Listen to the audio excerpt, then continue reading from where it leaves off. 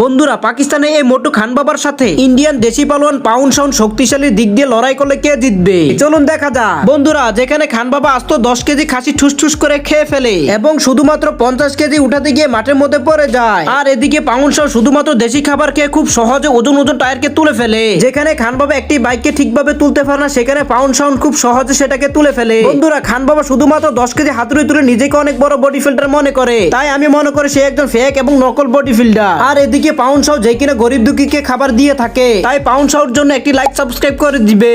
বন্ধুরা, পাকিস্তানে এই মোটু খান বাবার সাথে ইন্ডিয়ান দেশি পালোয়ান পাউন্ড সাউন্ড শক্তিশালী দিক দিয়ে লড়াই করলে কে জিতবে চলুন দেখা যাক। বন্ধুরা, যেখানে খান বাবা আস্ত 10 কেজি খাসি ঠুস করে খেয়ে ফেলে এবং শুধুমাত্র 50 কেজি উঠাতে গিয়ে মাঠের মধ্যে পড়ে যায়, আর এদিকে পাউন্ড সাউন্ড শুধুমাত্র দেশি খাবার খেয়ে খুব সহজে ওজন টায়ারকে তুলে ফেলে। যেখানে খান বাবা একটি বাইককে ঠিকভাবে তুলতে পারে না, সেখানে পাউন্ড সাউন্ড খুব সহজে সেটাকে তুলে ফেলে। বন্ধুরা, খান বাবা শুধুমাত্র 10 কেজি হাতুড়ি তুলে নিজেকে অনেক বড় বডি ফিল্ডার মনে করে, তাই আমি মনে করি সে একজন ফেক এবং নকল বডি ফিল্ডার। আর এদিকে পাউন্ড সাউন্ড যে কিনা গরিব দুঃখীকে খাবার দিয়ে থাকে, তাই পাউন্ড সাউন্ড জন্য একটি লাইক সাবস্ক্রাইব করে দিবে।